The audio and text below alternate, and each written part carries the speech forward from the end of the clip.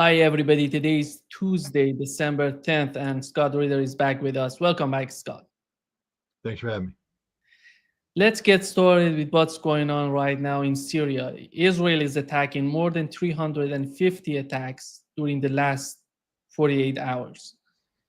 And what's going on? What's the plan on the part of Israel right now? Well, first of all, the Assad regime had a tremendous amount of weaponry, including Scud missiles, um, if not actual chemical weapons, which I don't believe they had. They had the retained infrastructure capable of producing chemical weapons and the know-how, etc., and other strategic military assets that Israel doesn't want to fall in the hands of whatever is happening in Syria today. So they're destroying the totality of Syria's the military infrastructure, Scud missile storage facilities, military production facilities, scientific research facilities. This is basically the equivalent of a strategic air campaign being waged against Syria, the goal of which is to eliminate any um, ability of whatever emerges as the new governing system in Syria to possess strategic capacity similar to that which Assad had. Do you find it right now? It seems that in southern Lebanon, they're advancing as well. What's going on? Are they gonna they're trying to disconnect the line of equipment from Iran to Hezbollah. And right now in the southern Lebanon, do you find it that the situation is going to escalate, or the situation is different from what we've seen so far? Well, I mean, there's no doubt that Israel, they're not trying to disconnect Lebanon from Iran. They have disconnected, or Lebanon, it has been disconnected. Whether or not Israel, played a major role in this was by accident. I know we'll probably get into this, but nobody predicted this. Nobody thought that the Assad regime would collapse like a house of cards. So we can't speak of an Israeli plan. Um, Israel is in reactive mode right now. Things have happened, and Israel is now saying, how can we exploit what has happened to our advantage? This is why we see the Israelis advancing out of the Golan Heights and the Qanatra, and now they're advancing towards Damascus because they want to be able to put pressure on whatever is governing in Damascus to understand that there can be no hostile intent towards Israel.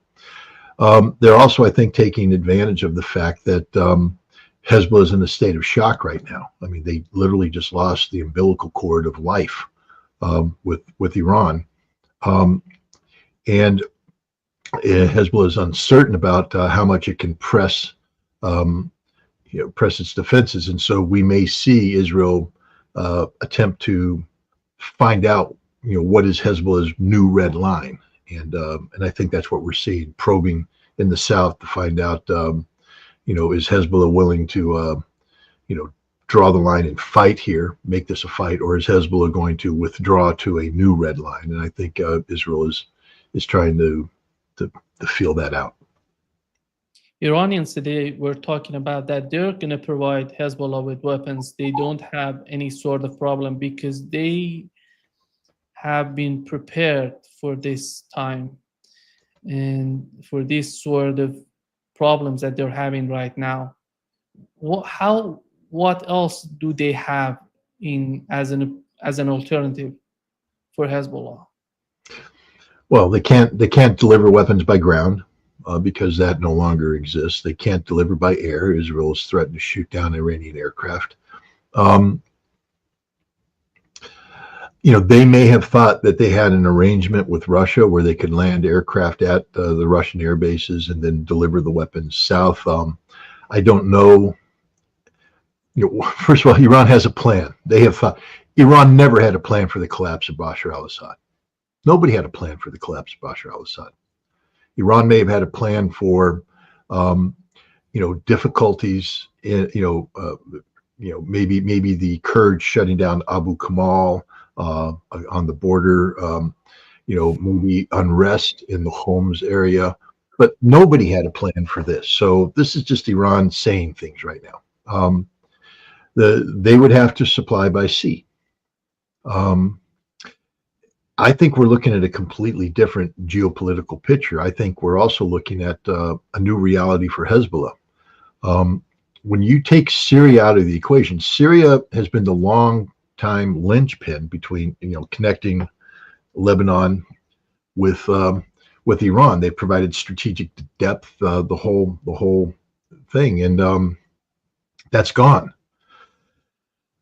Is Lebanon going to, to resupply Hezbollah by sea? The Iranian ships landed in Syria. Is Lebanon going to allow Iranian ships to now debark in Lebanese ports? Is Israel going to allow that? I think if Iran tries to put ships into Lebanese ports, they get sunk. And what's Iran going to do about it? The Iranians are saying things right now because they have to say things, because they have to create a certain perception. But no, this is a strategic defeat for Hezbollah. Again, unpredictable, but here we are. And I think Hezbollah is going to have to make some decisions coming up. Let's never forget that Hezbollah is a political party, part of the Lebanese government. And one of the reasons why this ceasefire took place is because of the responsibilities of government that have been imparted to Hezbollah because of its status as a political party. They had to take the ceasefire because the conflict wasn't just about the Hezbollah versus Israel. It had consumed Lebanon. And the Lebanese people said, we're not willing to continue to pay this price. So there was that ceasefire. I think without the possibility of significant long-term resupply, Hezbollah as a standalone resistance movement has been sufficiently degraded to the point that at some point in time, I think you're going to have to see that Hezbollah does transition to control the Lebanese armed forces and becomes an extension of the Lebanese armed forces, responsive to the Lebanese government, not Hezbollah party.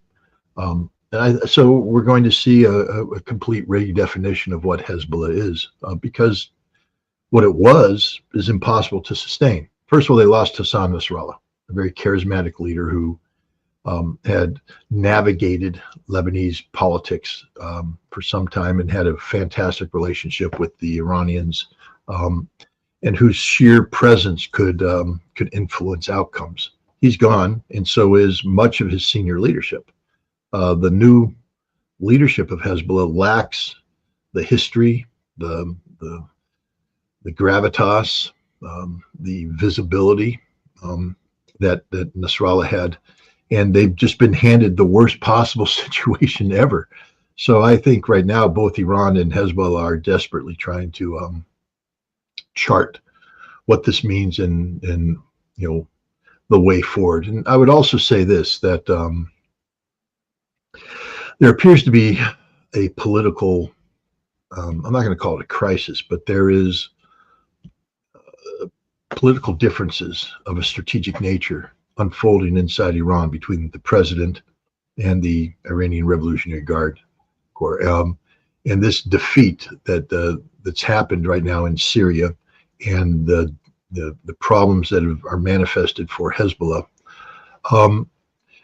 are going to require strategic thinking. Is Iran prepared to engage not just Israel, but the collective West over the issue of Hezbollah? Is this going to be an existential issue for Iran, where they will throw the total weight of their military power behind it? Or is Iran going to have to readjust and redefine itself? And I think that the president of Iran has a very strong hand right now for, readjusting, cutting your losses, redefining a relationship with Hezbollah that isn't based upon Hezbollah being the cornerstone of an axis of resistance. And I think you're going to see some outreach to the West. And I think Iran's nuclear program is going to be put on the table, and much of it reimagined so that they can improve relations to the West. And this will put this moderate government in fundamental odds with the conservatives who thought that they had the upper hand. I mean, under Raisi, this was a totally different Iran. But this new moderate president has always said he wanted to do outreach to the West. He was open to that. This conflict made it very difficult, but the collapse of the Assad regime now provides a window of opportunity.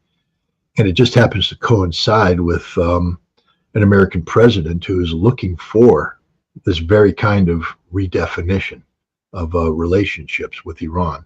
And we could be seeing a potential major foreign policy success for Donald Trump. You know, he withdrew from the JCPOA, calling it a bad deal. And many of the arguments that he made that said it was a bad deal manifested themselves as Iran responded to the non-compliance of the European Union to withdraw from, limits to enrichment, capacity, capability, etc. And as I've said, this has put Iran on the cusp of being a nuclear power. It just needs the political decision. That political decision could have been forthcoming if the continued antagonism between Iran and Israel pre-collapse of Assad furthered itself. But right now, I don't think, first of all, Israel believes that it has strategically defeated Iran. And from the standpoint of Hezbollah, Israel's probably correct. Not that it did it, but the defeat has occurred. Iran will, I think if they can improve relations with the West, they put their nuclear program, we're going to be seeing the end of Iran being on the cusp of having a nuclear weapon. This will be the denuclearization of Iran, so to speak. And it's something that Trump has always wanted to do. And ironically, in the second term, he may get what he sought in his first term. He always told the Iranians there's a better deal out there, but you have to be willing to give up your nuclear program.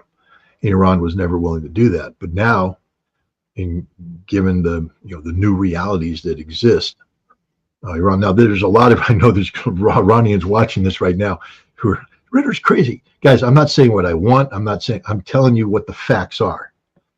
If the president of Iran's a traitor, that's because you believe what he's doing is wrong, but he's doing it. Zarif is a traitor. That's because you disagree with the posture that Zarif has taken, but it doesn't mean that he hasn't taken it. The fact that I'm pointing out that these things are happening is not a vote for or against. It's a statement of fact. Whether you like it or not is irrelevant. It's happening. It's real. And we are looking at a domestic political crisis inside Iran, where the hard right, which thought that they were, dominating, and they were under Raisi. The way that they were shaping this conflict with Israel was, with the axis of resistance, supporting Hamas, Hezbollah, Ansarallah. They were there. The collapse of Assad has changed the entire calculus. And even before the collapse of Assad, the fact that Hezbollah had been fought to a stalemate when everybody believed that Hezbollah wouldn't be that, but the death of Nasrallah, the decapitation of Hezbollah leadership, and the brutal attack by Israel on the people of Lebanon, which caused the Lebanese government to weigh in with Hezbollah, stymied what Iran was trying to achieve there. And now the collapse of Assad has totally thrown Iran into disarray. And this president may be given the green light. People say, well, why would they do that? The Guardian Council approved him before he became president. I mean, not that they said he's going to be president, but they said he's going to be allowed to run for president. So the potential of a moderate president was already accepted by the Iranian leadership. They understood, and he ran on a platform that said, I want to improve relations with the West. So it's not as though he's doing something he hasn't said. this was already considered by the Iranian leadership because they have to deal with the reality of the times and also the will of the Iranian people. What the Iranian people will support, and that means that the conservatives, aren't able to call all the shots. And now we have a situation where things that were holding the conservatives or boosting the conservative cause have gone away. Iran is uncertain, and I think that the supreme leader might be willing. Also, we have to keep in mind that the supreme leader may not be of the greatest health, and that Iran has to start thinking about what comes next. So there's a lot of politics underplay right now. The direction they go. If Iran, sticks with a very conservative line, the Assembly of Experts may pick somebody who's conservative. But if you have an Iranian president that's leading a moderate approach to reconciliation with the West, the Assembly of Experts may pick somebody who will continue to allow this president to pursue that policy. So there's a lot of things going on in Iran right now, which explain why they would make a statement as the one they made that we have a plan for this. They don't have a plan for this. But they can't say that. They can't admit that. So they say they have a plan to create the perception of that they have their act together. Meanwhile, it's like that duck on a pond. When you take a look at a duck on a pond, he's just sitting there all smooth and looking good, but underneath those feet are turning a mile a minute. And I think that's what's going on in Iran right now. They're trying to create the impression of we're in control. They're in control of nothing. I'm not saying they're about to collapse, but I'm saying there's a lot of uncertainties, debate, discussion that's taking place right now. And one of the big uncertainties is, what is the real position of Donald Trump? He's surrounded himself with these very pro-Israeli people, and many in Israel believe they should go for the kill. And it's been the policy of the United States since time immemorial to seek regime change in Iran. But Trump did say in the lead up to the campaign that he's not interested in regime change in Iran, that he's looking to, get Iran back into the global economy and lift sanctions. This is the best opportunity for that to manifest itself. Whether you agree with it or not, it's a different question. I'm just saying if that's a policy objective that Trump wants, it's a policy objective now that's the potential is being discussed in Iran. So there is the potential for a deal. With the picture that you're giving us, Scott, about Hezbollah, Iran, we know the main reason that Iran is supporting Hezbollah and the axis of resistance is the situation in Palestine. What would happen to Palestine if Iran goes to that direction? Because the situation is so dire right now. Israelis would attack southern Lebanon again. If Iran doesn't react to what has happened so far in Syria and right now in Lebanon, what would be the next step for them, in your opinion? For Gazans, let's talk about Palestinians as well. The path to Palestinian statehood was always going to be very difficult. And the path that was chosen by Sinwar when he attacked Israel on October 7th led the Palestinian state down the most difficult of paths. But it was the one that had the greatest chance of success, but that success hinges on the strategic defeat of Israel, especially the current government, which has said absolutely no to Palestinian statehood. So Sinwar committed in full. And while the situation is tragic, etc., it looked like prior to the collapse of Assad that they were on the path towards creating the conditions for a Palestinian state, because Israel was in a bind. We were looking at the potential collapse of the Netanyahu government, imminent collapse, and the reality that Israel, in order to survive in a world where they have been strategically defeated, to get investments would have to make the adjustments necessary to allow for a Palestinian state. So hope sprung eternal. Well, the collapse of Syria changes everything. Israel right now is claiming strategic victory.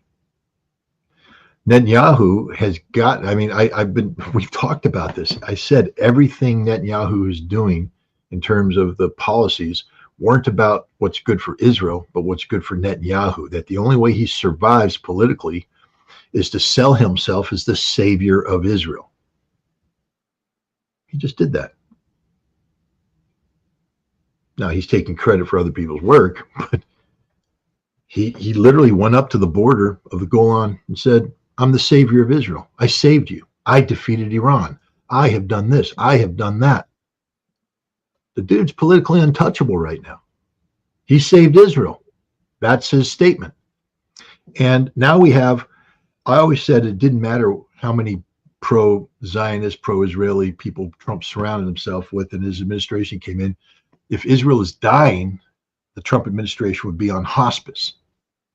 Well, Lazarus has risen from the dead. Israel isn't dying. They're not on hospice. And now you're going to see Netanyahu government. And remember, Trump likes strong people. Trump had disdain for Netanyahu when he thought Netanyahu's losing, weak. Trump is like, well, you're losing, you're weak. We're going to get rid of you, put somebody else in and save it. But now Netanyahu is saying, I'm the savior of Israel. I fought this fight. We have emerged. And you have a Trump administration that has put Israel first and foremost. And now they're dealing with a resurgent Israel.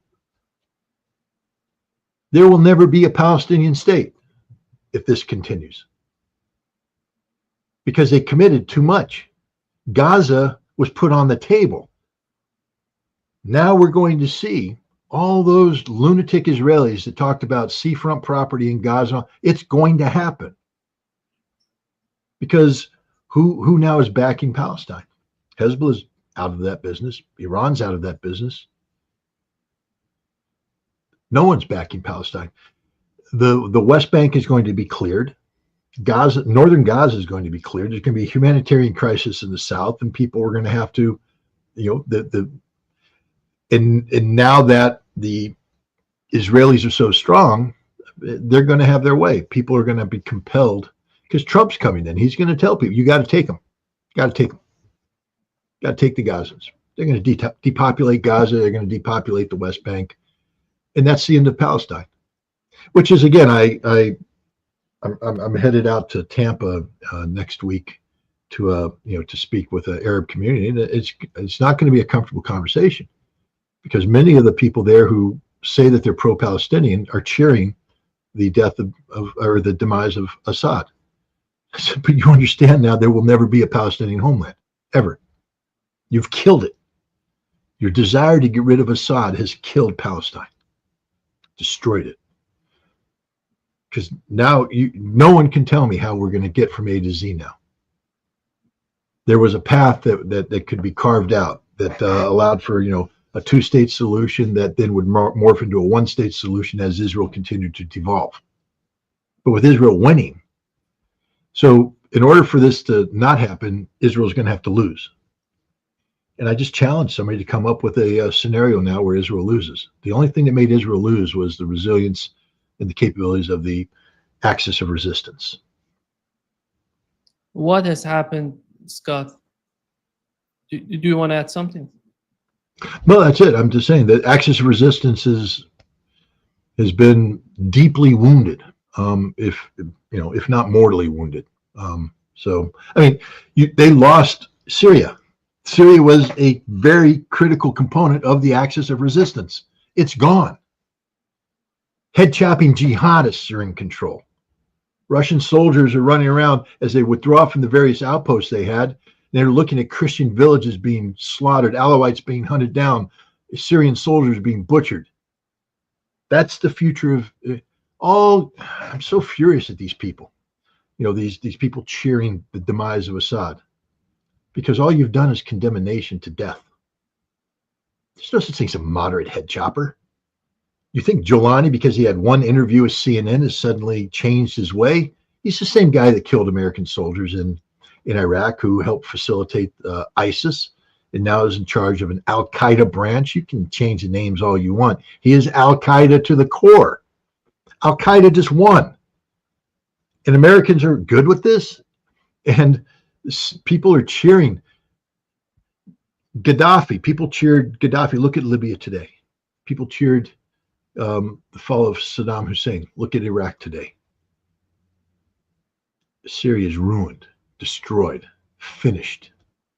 It always, I spoke with someone earlier today who said, well, maybe if Jolani can be, rebranded as a moderate, the United States will lift sanctions, and through this potential economic revival, stability can be brought in. I said, really? If that was the way to bring stability, then why weren't we willing to work with a dentist? We weren't willing to lift sanctions with a dentist in charge of Syria. But now we're going to talk about lifting sanctions with the Al-Qaeda jihadist, head-chopping, American murdering person. This is crazy.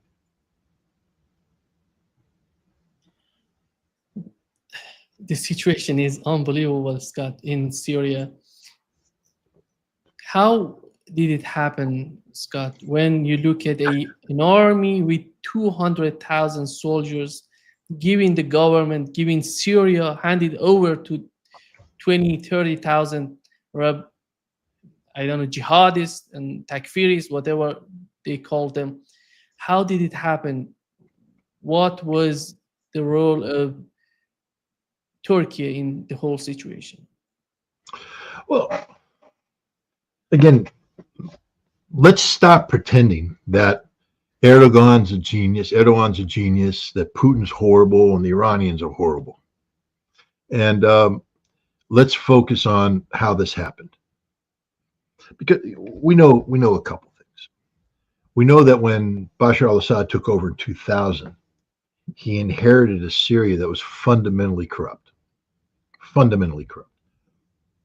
His father, long-serving dictator, president, had come in as a revolutionary, but had turned into a dictator. The revolutionaries that were with him, the Baathists and such, became a ruling class. Whether they were military or they were civilian, the governors, the generals, they all lived in mansions, and they lived off of the fruits of the nation. They had stopped being good for Syria. When Bashar al-Assad took over, one of the first things he did was to shut down the corruption coming out of Lebanon. Yeah, there was a general, there was a whole command structure, and all it was a giant black market exercise about enrichment. And he shut it down, and he alienated a large part of that which he needs to survive. The Ba'athist Party, the generals came to him and said, "You can't do this. This is what we do here. You can't do this." And so what he said is he's going to embark on a system of reform and begin the systematic reform of Syria. And he had resistance from everywhere, but he said, "I'm committed to do this." And he started. Never really had a chance. A couple years into it, you get a drought. 2006 devastates the Syrian countryside. Agriculture is brought to its knees. Villages are abandoned. People come to the city. The Syrian government didn't have a plan for them. And a lot of people blame Bashar al-Assad for this. But the fact is, the system I just remind people, he inherited a corrupt system of government. Everybody's blaming him. He was a dentist. That's all he wanted to be, is a dentist. He never wanted to be president. He wasn't prepared to be president. He hadn't been groomed to be president. His older brother was supposed to be president. He dies in a car accident, and now he's president. He doesn't have the relationships with the military. He doesn't have the relationships with the governors. He's just a president. And so he's trying to do things, but he doesn't have support of the system. Erdogan, during this time, is treating him as an older, Erdogan is the older brother to a younger brother, inviting him on vacations. They meet together. Erdogan's talking him through the need for reform. But then this horrible drought comes in. That now there's even more pressure on Assad. And we the United States come in and we examine it and we say, we're going to take advantage of this. Do you remember Jared Cohen, the name Jared Cohen? Jared Cohen was a guy who traveled the Middle East, wrote a book about digital democracy and how the power of the internet, how social media can be used. Because, you know, Al Qaeda people of a certain age are the same as Americans. All they want is good internet access and the ability to get on Facebook. Oversimplification, but that was his thing. That digital democracy was the thing. So Jared Cohen and others went into Syria to start putting Facebook and other things.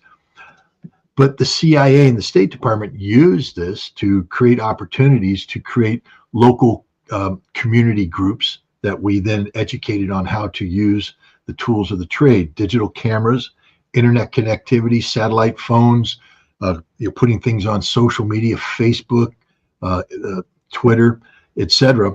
And so we're in there doing that, setting the conditions for a rapid transformation of the society in the opportunity to overthrow Assad. In 2011, through the Arab Spring, this was supposed to happen. I've written about this. We tried it in Iran. We tried it in Egypt. In Iran, it failed. In Egypt, it actually succeeded. And then we tried to roll it into Syria. And it almost worked, but the government of Assad, they still had enough, pride and loyalty. They still believed in what they were fighting for. People believed in Assad at that time, believed in the potential of him, and they began to resist. But it wasn't pretty. If you take a look at the fighting, Syria lost almost all of its territory. The government was left to Damascus and a couple areas around that. That's when Qasem Soleimani flew to Moscow and convinced the Russians to come in and assist. Between the Russian Air Force and the Iranian IRGC and their proxies, they were able to turn the tide and save. And during this time, the Syrian army fought very well, fought bravely, but they were backed by the Russian Air Force and they were backed by the Iranians. I mean, the fact of the matter is Iran liberated Aleppo, not the Syrian army. Iran liberated it. 4,000 Iranians and their proxies died in this battle. Russians lost hundreds of people, but they successfully restored Syrian sovereign control, Assad's sovereign control over much of the territory. In the end, the Russians were able to successfully take jihadist groups, al-Nusra groups around Damascus and evacuate them up to Idlib as part of the pacification problem. Dara, the groups down there retreated back into Jordan, and stability broke out. One of the last rounds of fighting in Idlib, because the HTS people, these al-Nusra Front head choppers, weren't working with the Turks and to do what they required under the Astana brokered peace agreements. The Russians, together with the Syrian army, launched a counterattack or an attack that seized control of a highway. I think it's M4 highway, a little east-west corridor. And that's sort of humiliating to everybody, the Turks, HTS, etc. But that was the reality there. You said Turkey. Turkey committed to the overthrow of Assad. Lots of political capital, lots of military capital, and Assad hung on. And then when Russia and Iran intervened, the Turks were sort of back on their back feet. The Astana process was a process dictated to the Turks. They were compelled to do this because they were not in a strong position. Putin, met and pretty much put his demands on Erdogan, who had no choice but to take them. But the Turks were always resentful of this peace, and they continued to support HTS and other anti-regime forces in Idlib. And it was Turkey's goal to redefine the relationship between Idlib and Syria so that Idlib could survive as a standalone entity that was stable enough because of a relationship with Assad that 4 to 5 million Syrian refugees could return home. Um, I believe what happened is that HTS wants an attack to reclaim the M4 highway. It's a strategic guy. They wanted to restore to where they were so that they could begin putting pressure on Aleppo, because Turkey ultimately had strategic goals about Aleppo. But Turkey wasn't ready to take Aleppo today. Turkey just wanted to take the M4 highway and blame it on HTS. And the HTS guys went forward, and the Syrian army withdrew. Why would the Syrian army withdraw?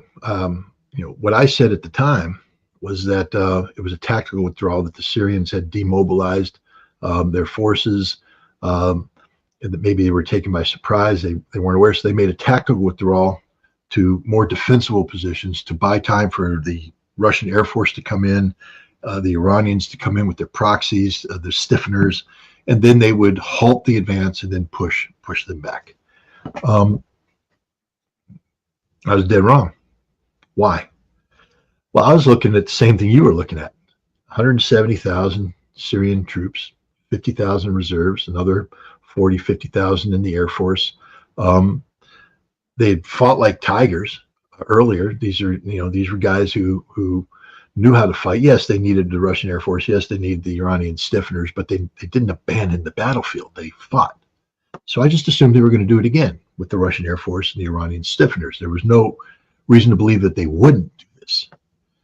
But apparently, when the war ended in 2018, after things had been reversed, the Russians went to Assad and said, "Hey, this system you got going here isn't working. The system of corruption, this system of corrupt generals, corrupt politicians. You need to reform your military, top to bottom. We got to make it a professional military where officers don't control pocket the salaries of juniors, where the governors feel that the military is their own personal thing to be used to intimidate people and stuff. Like, we have to professionalize your military from top to bottom. We're willing to help you do that." And Assad took a look at the situation. He said, "Well, I can't do that because I didn't get a chance to reform Syria. And now because of the war, I'm beholden to these people. These are the guys that saved me. These are the guys that, were there, made sure the black flag didn't fly over Damascus. I can't do that." So he rebuffed the Russians. The Iranians came in and said, "Okay, if you're not going to do that, then we need to bring in more resources so that we're here to back you up immediately." And Assad and the Russians said, "No, you can't do that because we promised Israel that we wouldn't allow Syria to become an Iranian base. And we've given Israel a green light to bomb sites in Syria that it believes are associated with Iran's effort to turn Syria into a base, and also to continue to supply Hezbollah." And then the Syrians were also reticent, because even though Assad is an Alawite, the Alawites are a minority in Syria. The majority of the population is Sunni. And when you have Revolutionary Guard running around hanging up posters of Khamenei and Qasem Soleimani, bringing in Hezbollahs, hanging up posters of Hassan Nasrallah, it rubs the Sunnis the wrong way. And Assad said, "No, I'm not interested in that either," which means he's now left with an army that is losing the desire to sacrifice for the nation. They fought so hard to save Syria, and what did they get? Corruption. The generals and the governors didn't reform, and the Assad government isn't trying to reform them. And so now you have junior officers who don't have any money. They go beg for the payroll from the colonels, who are sitting there eating caviar, and they have women all over the place. The colonels tell them to get the hell out of there. They have to go back to men who aren't getting paid either. You can dress a soldier up. If you go take a look at the Syrian army during the time of fighting, there's a ragtag army. Uniforms didn't match, nothing matched, but they fought. They fought hard. In the aftermath, they were all given new uniforms, and they looked good, but their heart was no longer in the fight. What are they fighting for? What are they here? And so when HTS came, these guys said, I'm not willing to do this again. We just did this for a decade. I'm not willing to do this again. I don't, for a government that's abandoned us, that has betrayed us, that doesn't pay us, and they dropped. The other thing that happened is that Assad had turned, he got reinvited back into the Arab community. He was traveling all over the place. The darling, he was going to become a member of the Arab League again, and he was going to, relations, Saudis were opening up embassies, and money was flowing in to rebuild Syria. Where'd that money go? To corrupt generals and corrupt politicians. It didn't go to rebuild Syria. It went into the pockets of anything that was rebuilt was the mansions of the governors, or maybe some local, whatever was done because it benefited a governor or a general. It didn't benefit Syria. And I also believe that, foreign intelligence, services who monitor this understood that there were people in Syria now that identified more with money and wealth than they did with the Syrian nation. And I think as the Saudis and the Omanis and the Qataris and the United Arab Emirates started bringing in their money, intelligence services who have connectivity with all of these governments were using them to identify people who were corrupt, who could be bought off. And then they went and they bought off certain people in critical positions. And so as the Syrian army starts withdrawing, not fighting, falling back, when decisions needed to be made, they weren't made, which meant further withdrawals happened. HTS, they just want to take M4 highway. And they took it, they went, what happens? They got a phone call from these sleeper cells in Aleppo saying, hey, we're sort of wandering around downtown Aleppo and nobody's doing anything. So they went into Aleppo. Next thing you know, they own Aleppo. They're going, well, that was easy. What else can we get? And they get on and they push forward, and the Syrian army just keeps falling back, not fighting, falling back, not fighting.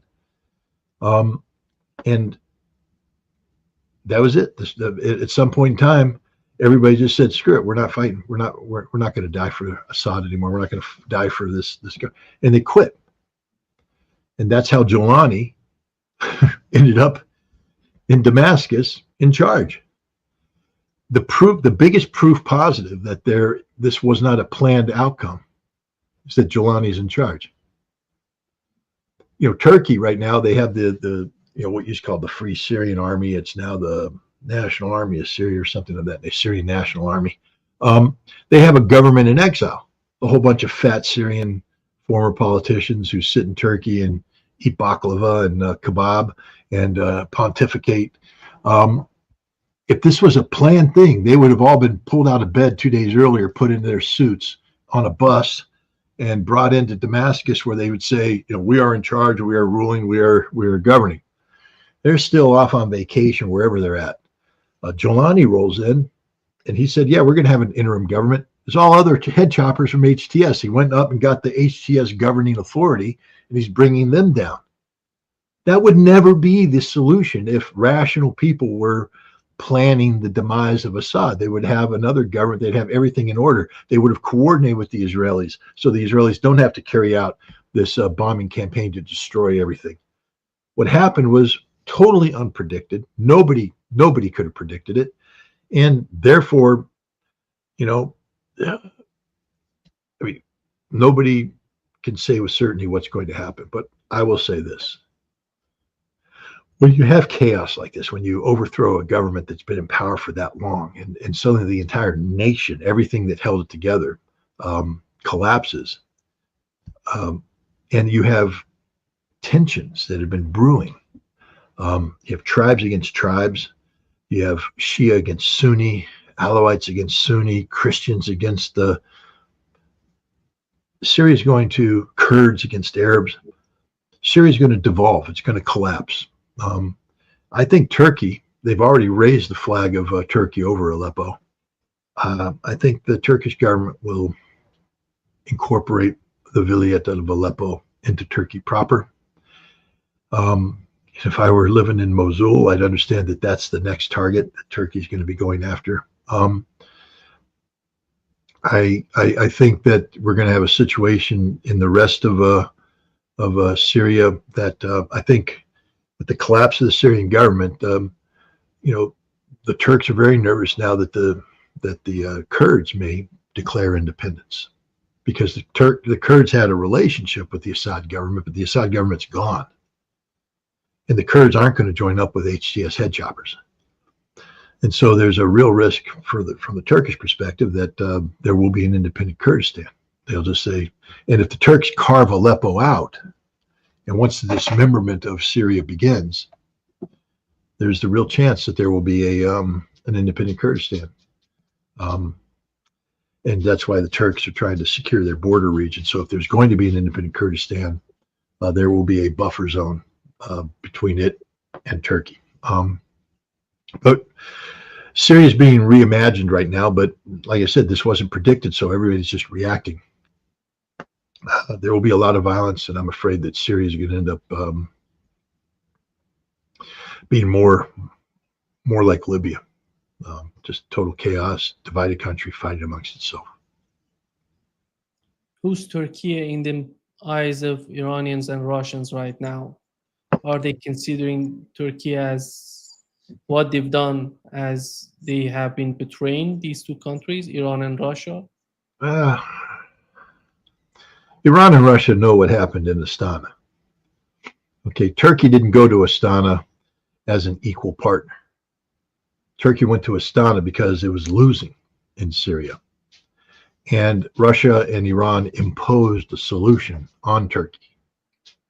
So the Russians know damn well that Turkey was never happy with the Astana process.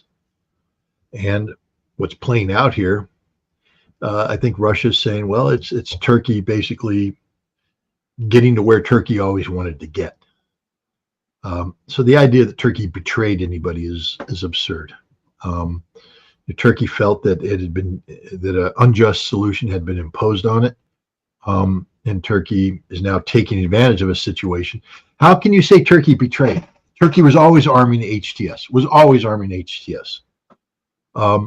This isn't a master plan. Turkey's reacting like everybody's reacting. It's just that Turkey was better positioned to react more decisively. As big as Russia is, it's far away. The Russian troops in Syria are very isolated. The Turks are right on their border, interior lines of communication. They can do a lot of things. Russia's not going to stand up to Turkey militarily there. The only reason why Russia could stand up before is that they were there at the invitation of Bashar al-Assad, which changes everything, by the way. Now, what is the legal justification for the continuation of a Russian presence in Syria? They were there at the invitation of the Syrian government of Bashar al-Assad. That government no longer exists. So what is Russia to do? So far, it looks like Russia's going to make a bid to keep their naval base there and the air base there, but that's not a guaranteed outcome. And if you get a Syrian government that says, no, the Russians have to go, then the Russians have to go, because Russia doesn't have the ability right now to project sufficient power. They are tied down in a conflict in Ukraine. They don't have the ability nor the desire to do that. So I think we have to stop talking about Turkish betrayal, and we have to start talking about the fact that the Assad regime was so corrupt and so disliked, hated even, that nobody was willing to fight and die for it. And as a result, a power vacuum has been created. And it just so happened that Turkey is in a better position to exploit this new power vacuum than either Russia or Iran. But the reason that I'm talking about Turkey is because what would be the role for the people in Palestine, in Gaza, in the West Bank? Because at the end of the day, what does it mean? What does Turkey mean for the Muslim world? Well, they're not I wouldn't want to conflate Palestine with the Muslim world. Because at Palestine the never end, meant anything to anybody. Nobody wants a Palestine except the Palestinians. The Axis of Resistance was arguing for that, but they've been defeated. Does Turkey want a Palestine? I think Turkey was compelled by circumstances to say they wanted a Palestine, but I think Turkey right now is more focused on getting Aleppo than they are about backing the Palestinian people. There is no pathway to a Palestinian state right now. None. It's gone. And again, for all the Palestinians out there dancing in the street saying, yay, but screw you. You're dead. And how can you expect people like me and others to sit there and say, I now want to support a free Palestine? You know, when you're dancing in the streets because of Assad, you know, that's a betrayal of Arab betraying Arab. And so then you get upset when the Arabs betray you. There is no Palestinian. There's no pathway to Palestine. It doesn't make me happy. I've fought for them. I articulate in favor of them. I would love there to be a Palestine. But with Assad gone, there will be no Palestine. There's no pathway to it, because the only thing that brought you to a Palestinian state, to have a Palestinian state, you need the strategic defeat of Israel. That's the only way. Sinwar started something. Nasrallah helped sustain it. Iran was backing it, and that was the strategic defeat of Israel. And it looked like they were there. Today, it's a completely different geopolitical reality. It's the strategic defeat of Iran in the region. Netanyahu now has more political relevance than he's ever had. He has said he always said, "I am the savior of Israel," and everybody laughed at him as he lost in Gaza, lost against the Houthi, lost against Hezbollah. Nobody's laughing today. He's the savior of Israel. Israel won, and it's over for Gaza now. How do they? Who sustains them? Trump's coming in. You know, the Biden administration was beginning to show a little bit of pushback. Trump said, kill more, do more, be harder. That's the new president of the United States coming in. And now with the Axis of Resistance defeated, there's nothing to stand up to this. I always thought that Trump would come in and his team would have to serve as, hospice for Israel, a defeated Israel that couldn't recover. It's a different situation, right? There's no guaranteed outcomes. It doesn't mean that Israel's guaranteed to succeed. And hell, we don't know what happens the next day. But right now, as things stand, I wouldn't put any money on the potential of a Palestinian state to emerge from this current reality. how is it going to influence the relationship between Iran and Russia? You talk about Iranians are now in a position that maybe the current president of Iran, Pezeshkian, would be happy to talk with the West. How about doubling down and going toward the East and being much more connected with Russia? That wasn't his thing. That was Raisi's thing. Raisi was the one that negotiated Iran going into BRICS.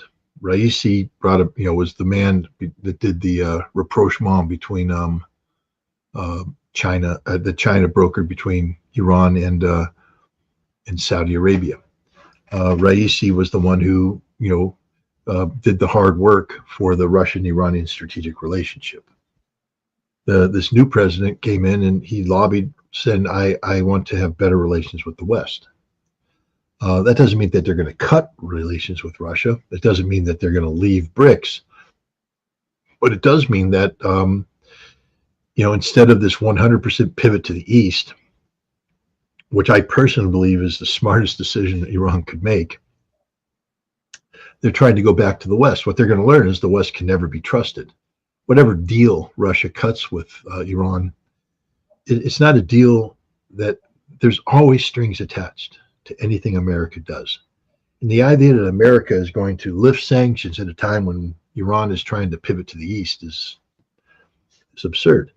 But there's going to be a temptation on the part of this Iranian president, and that to do good relations. And I think Trump's going to come in and try and cut a deal. And in the short term, the deal will look good. In the long term, it'll be disastrous for Iran, because the West has always betrayed Iran and will always betray Iran. Trump as a president is going to be in for 4 years. And so whatever personal deal he makes with the Iranians will have to be sustained by future presidential administrations. That, I just think, though, that the Iranians aren't going to. They have the wrong president to double down and sustain this pivot to the east. I think they're going to be tempted to make a deal with the West.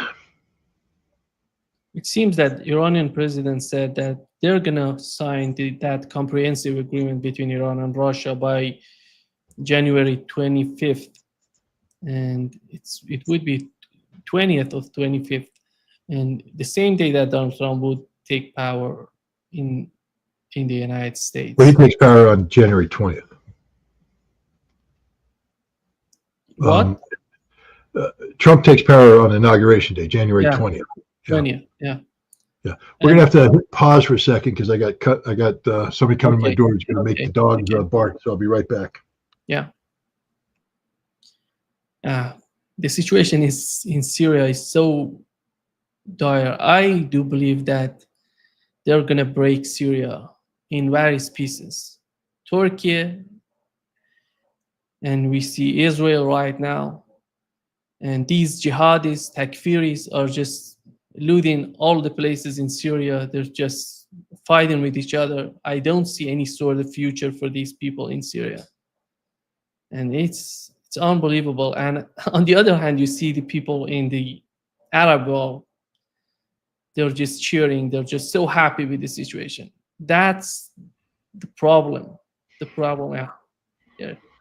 Scott, when you look at, as I talked before, at the same day that Donald Trump would take power in the United States, January 20th, we're going to have a new deal, a new comprehensive deal between Iran and Russia. And how is that going to play out in the whole situation that you were describing to us, that the new president of Iran would be more interested in having some sort of ties with the West? Well, first of all, understand that the going-in position of Russia, at least on the surface, is that every nation is a sovereign state and responsible for its own relations. So Russia is never imposing conditions on Iran for a strategic relationship. So I don't think that it's incompatible for the two. And Russia also understands the need to adjust to present realities, that Iran has a responsibility to Iran first. And that, and again, Russia's not tied, for instance, any rapprochement with the West that's linked to Iran's nuclear program.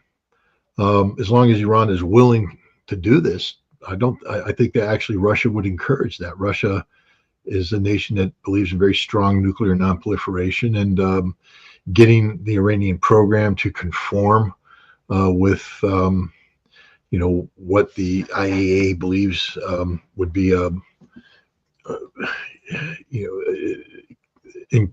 that would be consistent with the obligations under the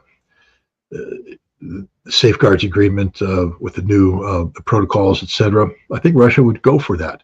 The Russian-Iranian strategic relationship is economic in nature, dealing with this St. Petersburg down to Chabahar corridor that they're trying to make, military relationships, which I think are as important today as they've ever been, and a willingness to cooperate on broad economic issues through forums like the Shanghai Cooperation Organization and BRICS, and none of that goes away.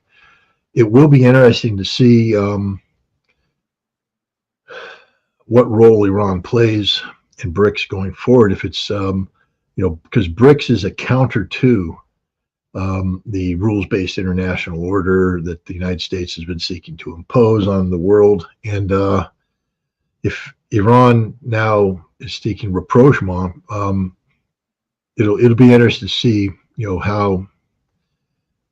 how the two sides play off. Iran may actually become another India, which is a member of BRICS, et cetera, but also trying to have good relations with the West, and has been accused of straddling the fence. And I think Iran will be accused of that too.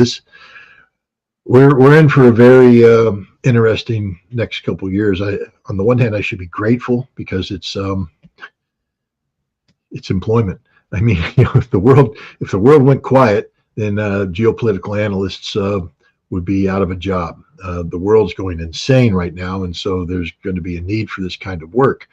But I'd actually prefer to retire, but there's not going to be retirement for this line of work. The world is going through a radical transformation. There was hope that it could be done peacefully, but I think the situation in Syria shows that there will be violence because some areas that need to be transitioned aren't going to. And the other thing that happens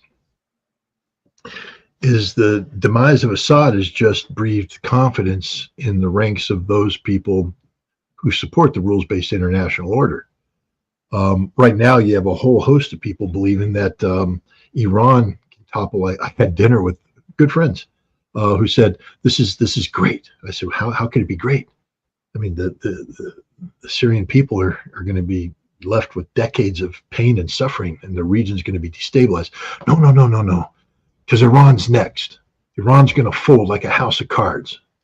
I'm like, I don't know. I'm not saying Iran's perfect, but when I had a meeting with Raisi in September of 2023, he talked about what had happened in the summer of 2023 after the death of that Kurdish girl who, at the hands of the hijab police, the morality police, she was in their custody when she died, and there were demonstrations that were then exploited by all of the foreign intelligence-backed groups, the monarchists, the MEK, the Baluch. Everybody rose up and tried to overthrow the Iranian regime. It was an honest to God. And what Raisi said is it was one of the most dangerous moments in Iranian history, that the Iranian security forces were in a fight for their lives. Iran was in a fight for its life. He said, but we won, we beat them, and the Iranian people backed us and continue to back us. That doesn't mean they're happy with the government, but they aren't willing to allow Iran to collapse like the Syrian people did. So I think it's misplaced optimism to think that Iran is going to collapse like a house of cards. And then they said, and then Russia's next. I said, maybe you made her go to Russia first before you say something. I think the Russian people, while they may have questions for Vladimir Putin, they may have concerns about aspects of the government. The Russian people are 100% behind Russia, and they're not going to abandon Russia the way the Syrian army abandoned Syria. I mean, I still can't believe what happened in Syria. I don't understand a military man. I don't care if you haven't been paid. I don't care if you're hungry. When threats are coming to your community, you stand and you fight. I don't understand what the Syrian people did. I know this took them by surprise, but you come rolling into my community and I'm ambushing you with a baseball bat to get your gun. Then I'm going to kill another guy, hand a gun out, and I make a local self-defense unit that will protect my community. Syria just collapsed because people stopped believing in Syria. The Iranian people believe in Iran, and they will never abandon Iran. And the Russian people believe in Russia, and they will never abandon Russia. So it's misplaced hope, but it's this misplaced hope that will that empowers people to continue bad policy. And so we're in for a decade of clashes,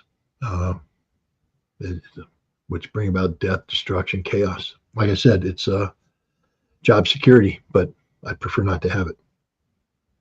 Bringing in the situation in Syria, which was the sanctions from the United States, and together with American presence in Syria, just taking care in charge of the oil of Syria. And how about right now? Do you think that the United States would change its policy in Syria? You mentioned that they're not going to talk with these people, but at the end of the day, for some political gains for Israel, how would that play out?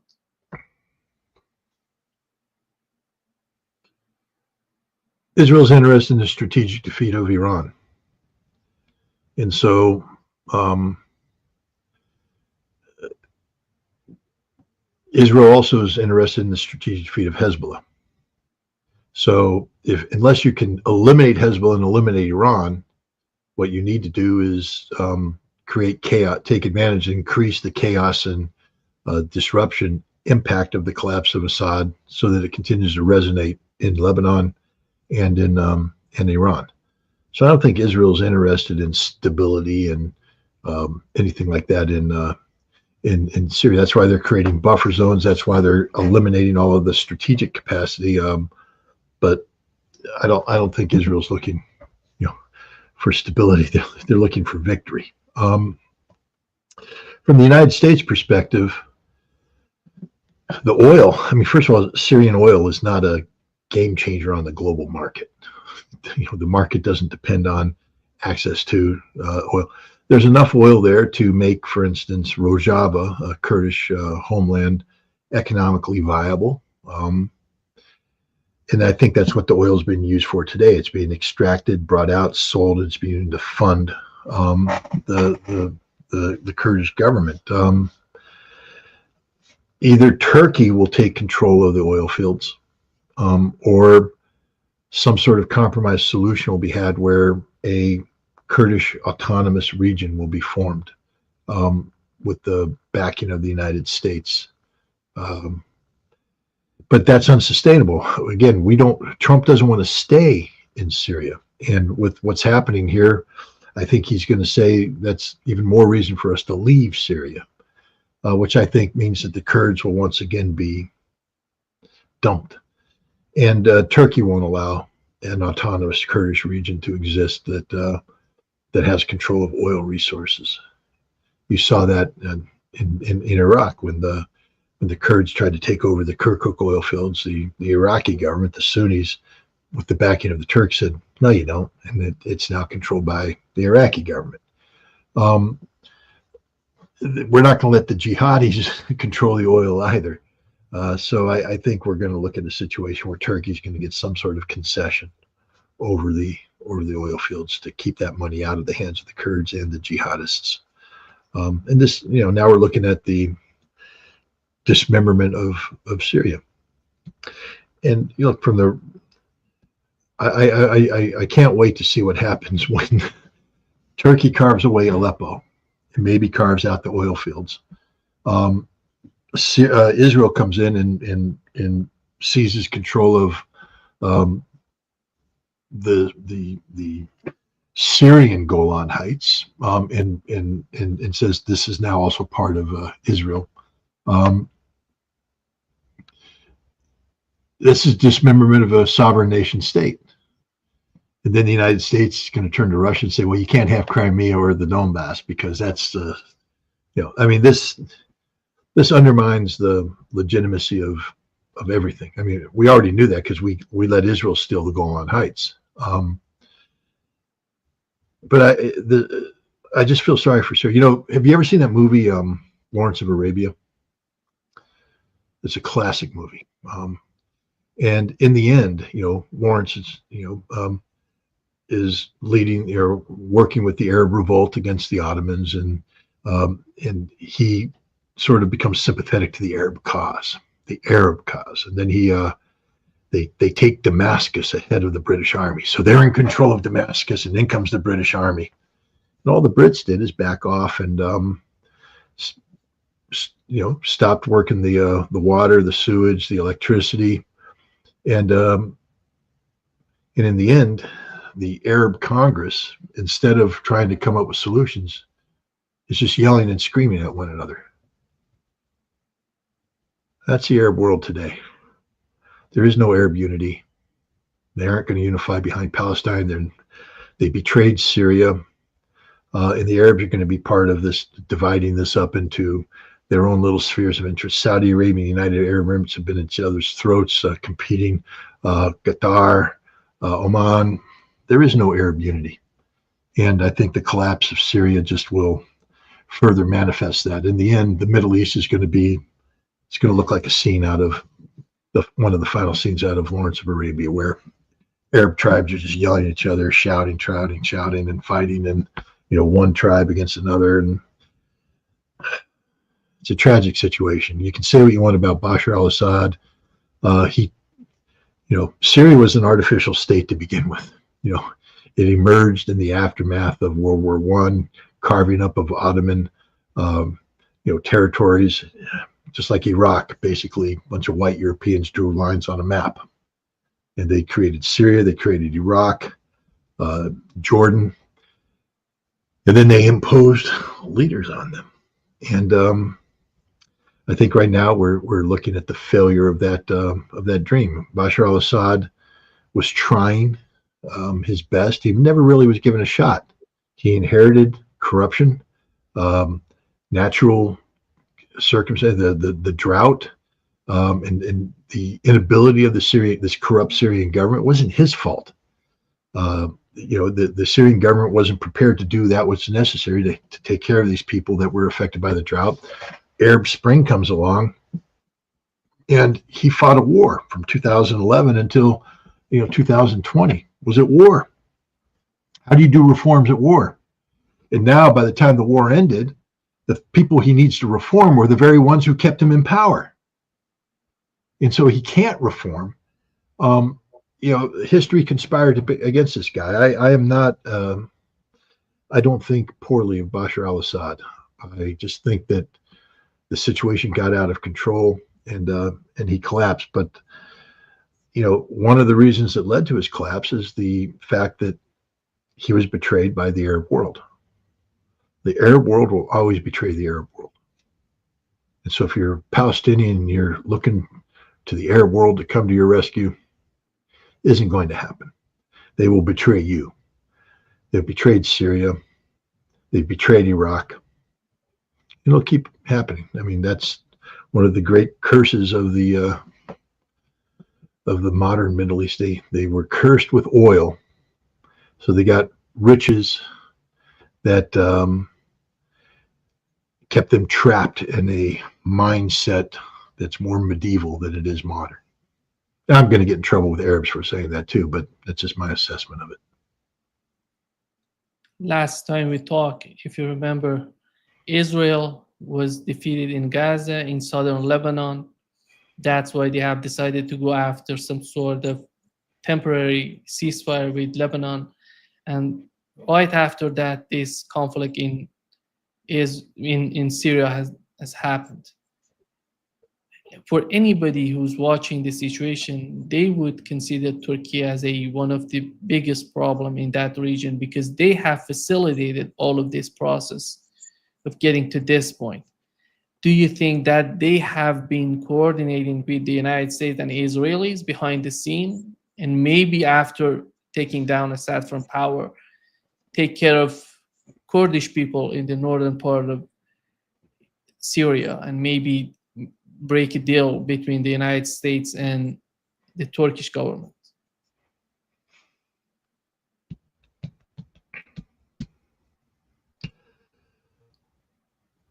First of all, let's start with the notion that Turkey is the biggest problem there. How? Why is Turkey the problem? Turkey exists. It's a major state. It exists. Is Turkey not allowed to have national interests, spheres of influence, spheres of control? I always laugh when we go down this route, because, for instance, in the United States, we believe that Europe is our sphere of influence, and we believe that we're allowed to exert a sphere of control that extends into, for instance, Ukraine. Russia believes that the near abroad, the former Soviet republics, in their sphere of influence, and they're allowed to exert spheres of control where necessary for their own national security interests. Every nation does it. So when Turkey does it, suddenly it's a problem. And then we forget the history of Turkey. It's been barely 100 years since Turkey owned Aleppo and owned Mosul. They owned it. It was them. It didn't belong to anybody else. It was taken away from them. And they've never forgotten that. And now they're the problem because they say we want it back. I'm not saying that I support what the Turks are doing or how they're doing it, but we have to be realistic here and stop painting this as Turkey behaving irresponsibly. Turkey's behaving the way any sovereign state would do when they feel that they've suffered an insult over time. Turkey's furthermore insulted by the European Union, which refuses to allow it in, by NATO, which apparently only wants Turkey for the numbers, but doesn't want to help Turkey with any of the things that it considers. Why is NATO willing to draw lines here, there, and everywhere, but they won't support Turkish positions in Syria and Iraq? So Turkey is doing what's good for Turkey. We may not agree with it. We may wish they did it different ways, but they call Turkey the problem here. Some people would say Turkey's the solution. I mean, again, let's just look at it pragmatically. What was Russia going to do? I always love when people are like, well, Russia betrayed Assad. What did you want Russia to do? Russia was invited into Syria for a very specific reason: to stabilize the situation and keep Assad in power. And they did it. But this isn't Russia. Very limited, very limited tasks being given to them with limited resources. And now people are saying, well, Russia betrayed. What did you want Russia to do? Russia's job isn't to go in there and militarily transform the Middle East. That's what America does. Russia doesn't do that. All the supporters of Russia said that. Russia's there at the invitation of the Syrian government. Russia's there at the invitation of the Syrian government. To do what? Dominate the region? No. To stabilize Assad. In the end, Russia, if you don't think Russia did what they could do, then you don't remember the Russian airplanes flying over and blowing the crap out of everything. But at the end of the day, air power alone does not win a battle. And if the Syrian army refuses to fight, there's nothing that can be done. So Russia didn't betray anybody. That Russia didn't fail to do anything. Russia was always a major political player, but a minor military player in this fight. What did you want Iran to do? Iran did everything they could do. You want them to fire 1,000 missiles and drag it into an existential fight that ultimately it could lose? No. This situation happened because Syrians gave up on Syria. Nobody predicted it. Both Russia and Iran made efforts to prevent this from happening. Russia through the effort to reform the military, Iran by saying, well, we're willing to submit more resources to the area. But at the end of the day, you can't be more Syrian than a Syrian. And the Syrians just stopped being Syrians. They quit. They quit. Turkey took advantage of this and is doing that which Turkey has always said it was going to do. Turkey didn't betray anybody. They didn't stab anybody in the back. I thought they did.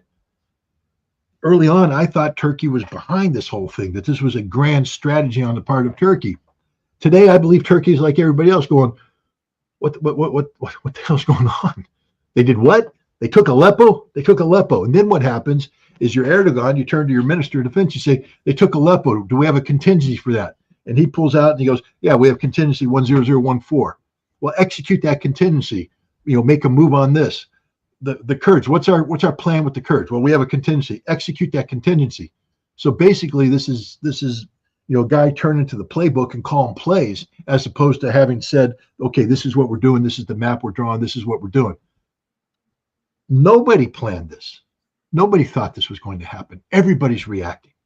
It's just that Turkey is physically there and they have the resources necessary to respond more quickly than other people do. So Turkey ends up being the dominant player in the region. But that's not because they betrayed anybody. I mean, HTS recapturing the M4 highway, it's a violation of the ceasefire. But that could have been, again, Turkey has a broader perspective of taking Aleppo. They were compelled to sign an Astana agreement that they didn't want to sign, but they had no choice. But now what do? Let's put yourself in Turkey. So all the critics of Turkey right now. Idlib.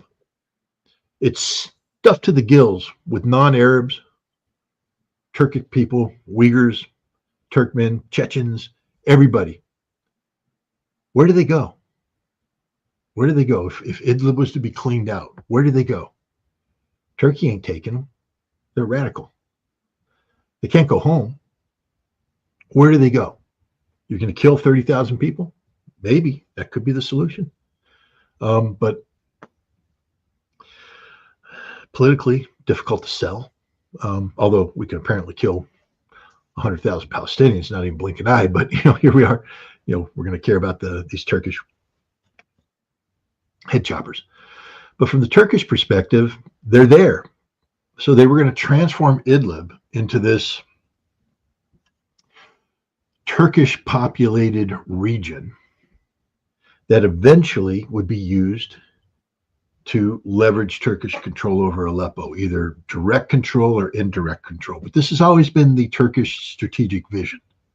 Let's not pretend it was anything other than that. And like any nation, you have strong times, you have weak times. And weak times, sometimes bad deals get imposed on you. In strong times, you undo the bad deal. So from the Turkish perspective, they were seeking to undo the bad deal. They needed to find a way to get 5 million Syrian refugees out of Turkey back into Syria. And they couldn't do what Assad wanted them to do, which is to give up Idlib and allow Assad to be in total control.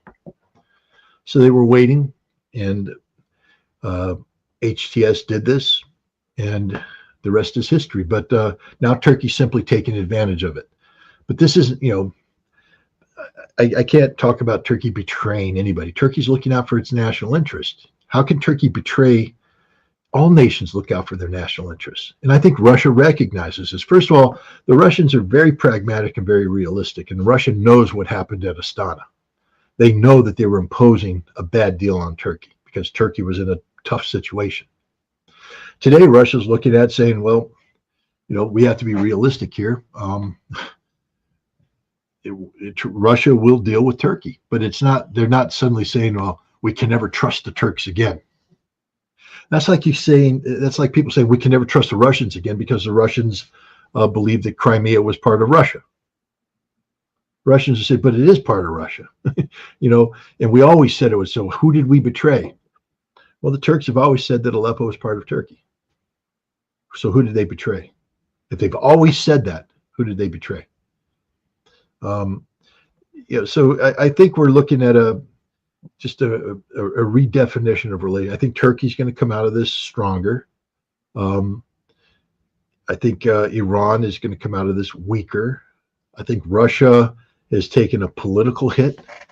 But, this concept, of the Mediterranean, Russia was never, even with this, not a major Mediterranean power. People need to know that the Russian naval base and air base in Syria could be destroyed in a day by a concerted American attack. Well, Russia has the S-400, not enough of them. No strategic depth, no ability to immediately resupply. And the Russians know this too. Now, the fear is that if they did that it could turn into a broader conflict. So it's the fear of a broader conflict that has prevented that kind of decisive action taking place. But, the Russian military presence in Syria is not a sustainable presence unless the Syrian government continues to invite them there politically. So Russia is going to have to make some adjustments, but it's not the strategic defeat of Russia. Russia has not been strategically defeated. It's a tactical setback. Iran is a different story.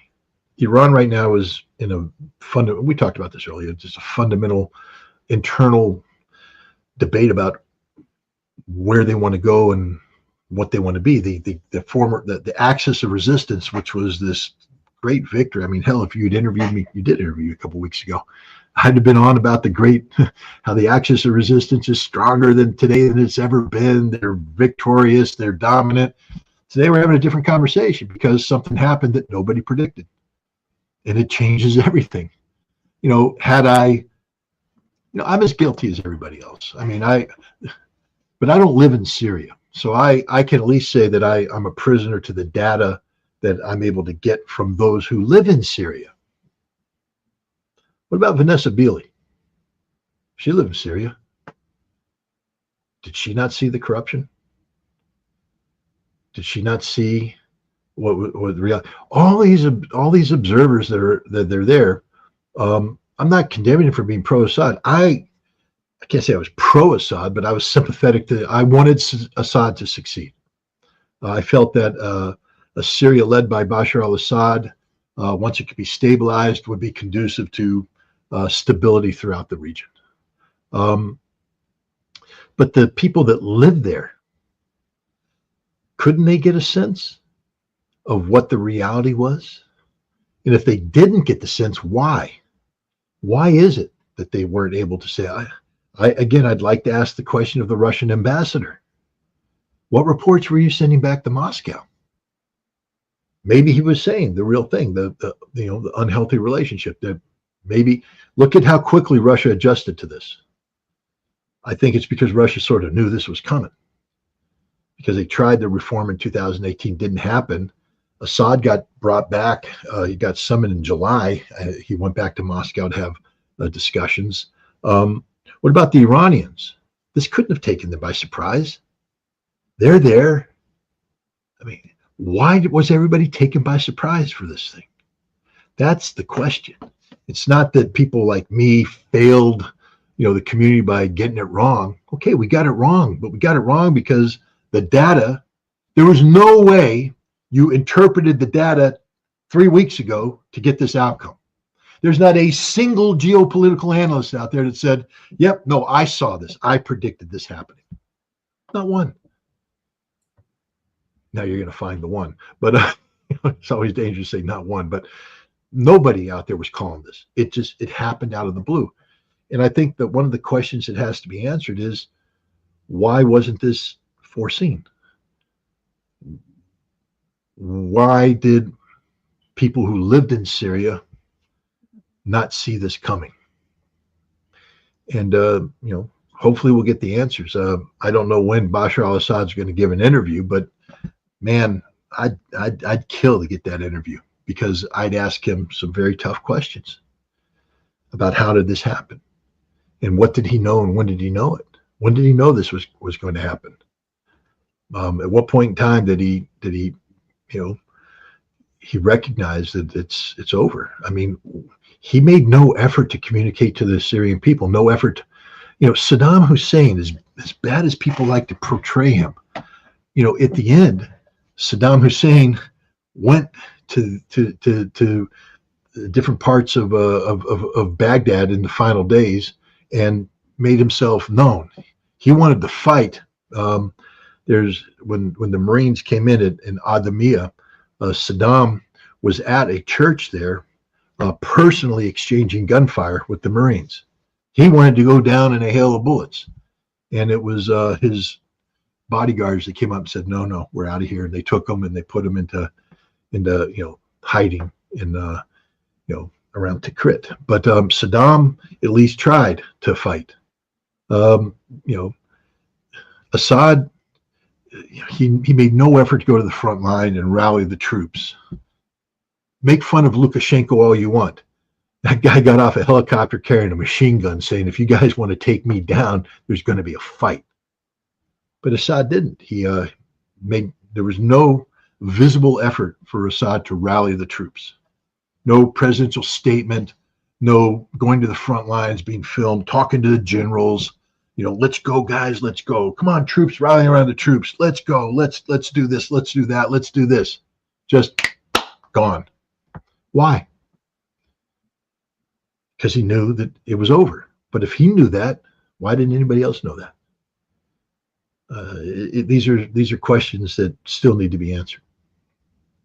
On Saturday, I talked with Professor Marandi from Iran. He said that the way that Turkey is behaving is so unbelievable, and the way that they're helping Israel.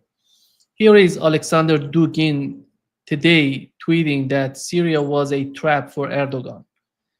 He has made a strategic mistake. He has betrayed Russia. He had betrayed Iran. He is doomed. Now the end of Kemal's Turkey has begun. We have supported you until now. From now on, you'll repent.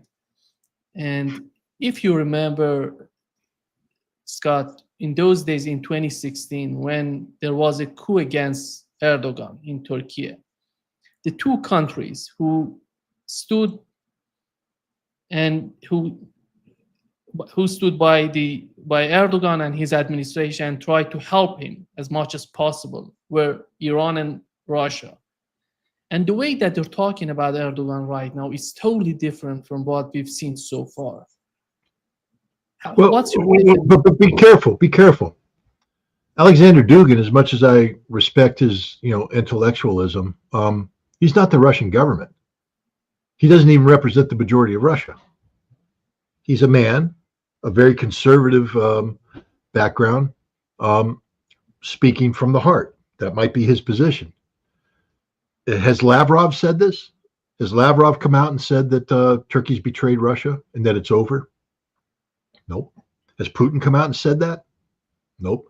I respect Dr. Morandi. I have high regard for him. But has the Iranian president come out and said that Turkey's betrayed Iran? Has the supreme leader come out and said that? I'm here to tell you right now, Turkey betrayed nobody. Turkey betrayed nobody. There's people who are unhappy with the outcome. Unhappy with the outcome. But how can you accuse Turkey of betraying anybody when Turkey always said that it wants Aleppo, at least under its sphere of influence? Who have they betrayed? Russia? Iran? Yeah, Russian intelligence gave Erdogan a heads up about the coup. Why? He's a sovereign leader of a sovereign state. Russia doesn't want unrest in a place. So they did that. Russia didn't do it because they love Erdogan. They did it because out of their own, national security interests. The same thing with Iran. But Iran, why is it that suddenly Turkey's betrayed Iran in Syria? Did Turkey betray Iran in Armenia? Nagorno-Karabakh? There's bigger problems. The Iranians have said they're not going to allow this corridor to be built through southern Armenia, that they would go to war. That's an existential issue. Why didn't Iran go to war for Syria? Iran made the decision not to send troops. That's not a Turkish betrayal. That's Iran making the decision not to send troops. Turkey didn't betray anybody. Turkey looked out for Turkey's national interests. There's a lot of emotions going on right now. But you have to understand that Turkey's a major player, has always been a major player. The Astana process was imposed on Turkey, and Turkey resented that. And you know who knows that the Astana process was imposed on Turkey? Russia and Iran, the governments. So I think we have to focus on what the governments say and not what emotionally charged people who aren't in government are saying. Even though that they're well-meaning, even though they believe what they're saying, we have to be careful about politically charged rhetoric. I'm more interested in what the Iranian government says and what the Russian government says, because they have to deal with the new reality. Do you think Russia's looking for a fight with Turkey right now? I mean, Russia's winning in Ukraine, but you understand the price Russia has paid for this victory is very high. And now they're going to go to war against Turkey, a NATO member, because they pissed them off in Syria? No, it isn't going to happen.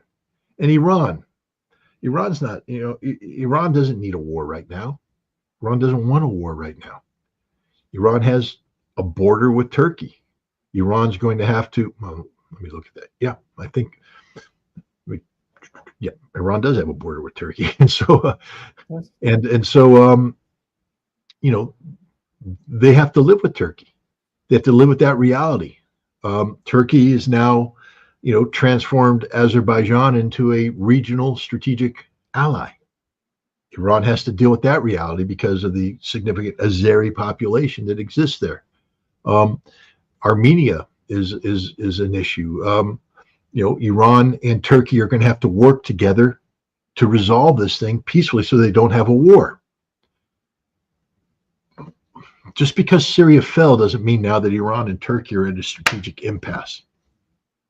Syria fell because of Bashar al-Assad. didn't fall because of Turkey. It fell because it was corrupt to the core.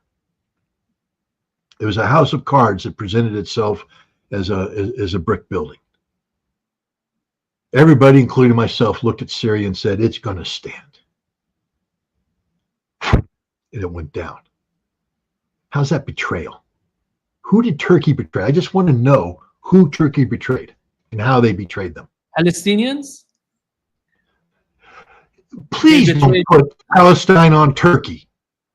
But okay? Lebanese, they have, because of their actions. How did Turkey betray Lebanon? How did they betray Lebanon? That's the problem. What? They're putting Lebanese and Hezbollah and Palestinians in a weaker position, but the way they're behaving in Syria, and just putting these people in charge who couldn't live with each other. These people who are just running Syria. So Assad didn't betray Palestine and Lebanese and all that by being a facade, by being corrupt, by being fake, by presenting himself as something that he wasn't. That's not a betrayal? Please don't put this on Turkey. I'm not here to defend Turkey, but Turkey didn't create the Palestinian problem. And Turkey's not responsible for the Palestinian solution. But they're not doing anything to help them. This is the problem, Scott. It's not their job to help Palestine. Turkey is Turkey. What about the Arabs? Last time I cut a Palestinian arm, it bled Arab blood. It didn't bleed Turkish blood. So why are you blaming Turkey when Egypt has a border with Gaza? What has Egypt done? Where's your blame for Egypt? Where's your blame for Jordan? Where's your blame for Syria? Where's your blame for Saudi Arabia, for all the other Arab countries? And you're putting it all on the Turkish back. How convenient. How convenient that it's Turkey's fault that the Arab world has betrayed the Palestinian cause. No, I'm not saying Turkey's perfect. I'm not saying they don't deserve criticism, but Turkey looks out for Turkey. Palestine is not part of Turkey. The Turks did what they could do, but at the end of the day, Turkey's not going to sell Turkey out for the Palestinians. The key here is Syria. Syria collapsed because of the corruption of Bashar al-Assad. And that's created a whole new reality that's not Turkey's fault. You know, the Palestine cause only got relevance because of the axis of resistance. The axis of resistance enabled there to be a hope of a Palestine. And it's gone now. It's gone. It's collapsed. It's not coming back. So let's not blame Turkey for all this. Let's put the blame where it stands with the Arab world. The Palestinians are Arabs. They've never had the backing of the Arab world. Why is it that Turks and Persians have to come to their assistance?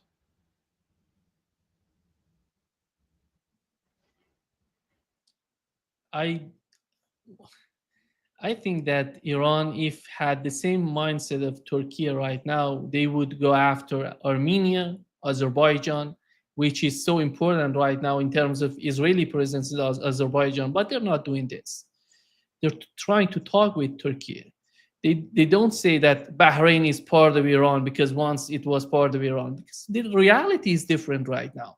The way that Turkey is behaving, that's why I'm thinking that they're just humiliating the axis of resistance by their actions. This is the problem. I know that the Arab world is not doing anything for Palestinians. Saudi Arabia is not doing anything, UAE, all of these countries. But at the end of the day, if these people, Palestinians, they need some sort of support, some sort of help, who's able to provide that? Is Iran, is Turkey, these powerful countries. Egypt was devastated by the United States. They're not capable of doing anything. Why is it a Turkish problem to create Palestine? Because why does Turkey have the sort of power to impose on the United States? Why is it their problem, though? I'm just trying to say, what is in the national security interest of Turkey? I'm advising the Turkish president right now. Mr. President, we can put all of Turkey at risk to support the creation of an Arab entity that no Arab wants created. The United States doesn't want it created. Nobody wants it created, but I want you to sacrifice everything Turkey stands for, every potential Turkey has, to create something that nobody else wants. And he'd say, no. Or, Mr. President, the Palestinian cause is a lost cause. Unfortunately, with the collapse of Israel right now, the axis of resistance is gone. We have to act in our own national security interests. We need to move to secure Idlib. We need to move to secure Aleppo. And, we need to position ourselves to be able to make sure that the Kurdish problem doesn't manifest itself into a cross-border problem into us with the PKK. That's the conversation that has to take place inside Turkey. That's a far more important conversation from the Turkish perspective than let's sacrifice everything for a Palestinian state that nobody wants. This is not Turkey's fault. This is not Turkey's problem. This is an Arab problem, and the Arabs have betrayed the Palestinians straight up. There could be a Palestinian state if Egypt, Jordan, and Saudi Arabia said, we're going to make it happen. You want Turkey to put sweat equity, blood equity into the creation of a Palestinian state when no damn Arab nation's going to do that. I mean, it's mind-boggling that this is Turkey's problem. It's not. Turkey looks out for Turkey. Turkey did stuff. Look, there's no doubt. Every nation. I'll tell you right now. I was shocked when you get a hold of the intelligence files of countries to find out who they're talking to behind the scenes. There's no doubt that Turkey's been working with Israeli intelligence. No doubt. Turkish intelligence has done a lot of very bad things. If you remember Seymour Hersh's investigation into the chemical attack in Syria, it was the Turkish intelligence that facilitated the acquisition of Syrian nerve agent by the al-Nusra Front. This is before HTS and Idlib even happened. Turkish intelligence did that. Turkish intelligence goes around and does bad things, just like the CIA goes around and does bad things, and the Mossad goes around and does bad things. Everybody's out there doing bad things. Bad things. I didn't say good things. I said bad things. I'm not saying this is good. I'm saying it's real. And there's no doubt that the Israelis and the Turkish intelligence were working on the undermining of Bashar al-Assad. Remember, Erdogan betrayed. He didn't betray anybody. He said in 2011, 2012, that Bashar al-Assad is a brutal dictator who's murdered his own people. Now, I don't agree with that assessment, but Erdogan publicly committed to that. Erdogan's the one that worked with the United States to get billions of dollars of weapons sent from Libya through Turkey poured in there. Erdogan's the one that worked with the CIA to fund this, with the U.S. military to fund this. This is what Erdogan was trying to achieve for over a decade. And now he's betrayed people because he achieved it, or at least it happened. And he said, okay, now we're ready to exploit this. What people thought is that Turkey had been strategically defeated, perhaps. That by signing the Astana Accords, Turkey ceased to exist as a sovereign state with independent foreign policy, independent national security objectives. But Turkey has never gone away. Those objectives still exist. Just because you have to make diplomatic compromises now because you're in a weaker position doesn't mean that the imperative goes away. And from the Turkish perspective, the imperative of Bashar al-Assad being removed is there because Turkey wants Aleppo. And you say, well, why would Turkey? Because from the Turkish perspective, Aleppo is Turkey. So is Mosul. I'm telling you right now, the Iraqi government better be careful, because the instability that's taking place right now in Syria could very well cross over into Baghdad. The weakening of the axis of resistance means that the Iranian support that props up the government, the Shia government in Baghdad right now, may not be as strong as it once was. If Iran starts reconsidering its strategic imperatives, you might find a situation where Iraq collapses into chaos and anarchy. And watch how quick Turkey moves into Mosul when that happens. Because Turkey believes that Mosul is part of Turkey. This ain't over, man. This is the beginning of something else. We can sit there and smirk at Turkey believing that Mosul is Turkey. Do you smirk when the Russians say that Donbass is Russian? Why is it okay for the Russians to say Donbass is historically part of Russia? They were killing people in Donbass. The Ukrainian government were killing people in Donbass, but these governments are not killing. The Iraqi government is not killing people in Mosul. But Mosul is Turkey from the Turkish perspective. And they believe it was stolen from them by the British. So this is the problem. It's a huge problem. Can Iran say that Armenia and Azerbaijan are part of Iran? Is that Try. legitimate in your opinion? Try. Try. Are they saying it? Have they said it? No, they don't need to say that, Scott. They don't need. Because it's not part of Iran. Yeah, they The were last time I checked, the Iranian border drawn at the end of World War I didn't move. Didn't move. They didn't lose Armenia. They didn't lose Azerbaijan. Armenia and Azerbaijan were part of the Russian Empire, not the Persian Empire. Yeah. So, I'm not defending the Turk. All I'm saying, I'm not saying that what Turkey's doing is good. I'm not saying that at all. I'm just saying that to sit there and suddenly blame everything on Turkey because Turkey looks out for Turkish interests is absurd. You may be opposed to the Turkish interests, but that's different than Turkey betraying people. Turkey has always had this position. They've been open about this position. And now that circumstances have arisen that allow Turkey to act on situations, to do things that Turkey has always said is in the best interest of Turkey, that doesn't mean it's in the best interest of Iran or of Russia or anybody else. Turkey doesn't exist to appease Iran, Russia, or anybody else. Turkey exists to benefit Turkey. And if it is such an, Iran has drawn a line, as we know. Iran has said, don't make that corridor. The Zangubar corridor, to connect Turkey with Azerbaijan. Don't do it. That's an existential issue that we're willing to go to war for. So Iran has drawn a red line to defend that. But Idlib, who drew a red line in Aleppo? I mean, who's running to the defense of Aleppo? I haven't heard anybody complain when the Turkish flag was raised over Aleppo. Nobody. Iran didn't complain. I didn't hear it from Iran saying, what are you doing raising the Turkish flag over Aleppo? Russia didn't complain. America certainly didn't complain. It just happened. Turkey's doing what's in the interest of Turkey.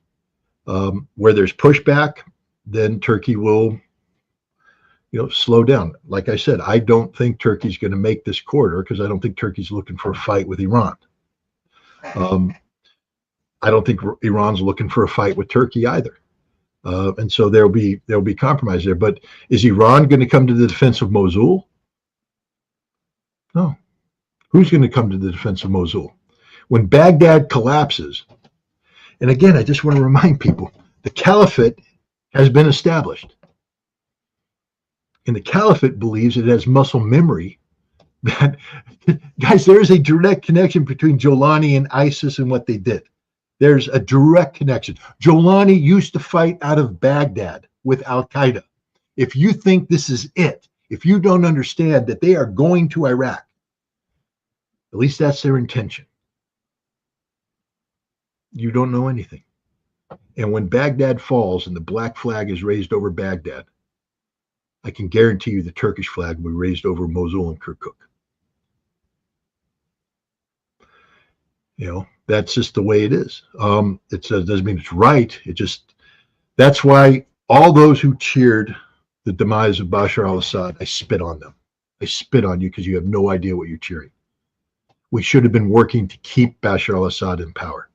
We should have been working to lift the sanctions. We should have created a political environment where he could have done the military reforms that the Russians asked for, where he wouldn't have had to have Iranians coming in significant. Iran could have provided financial support. We should have created enough stability that China could have extended the Belts and Roads Initiative in there to begin the kind of reconstruction. That's what we should have done. That's what would have brought this peace and stability into the region. There would have been ways we should have been working for a Palestinian state a long time ago so that we didn't compel Sinwar to launch October 7th attack and create this. Because everything that's happening here is because of October 7th. Sinwar started something in motion that was designed to create a Palestinian state. But in order to create a Palestinian state, it had to create so much regional chaos and anarchy that Israel would be strategically defeated. Because only through the strategic defeat of Israel can you get a Palestinian state. Because Israel is steadfast opposed to it. Sinwar initiated that. But, you roll the dice, sometimes the numbers don't come up the way you want them to. Things were looking good.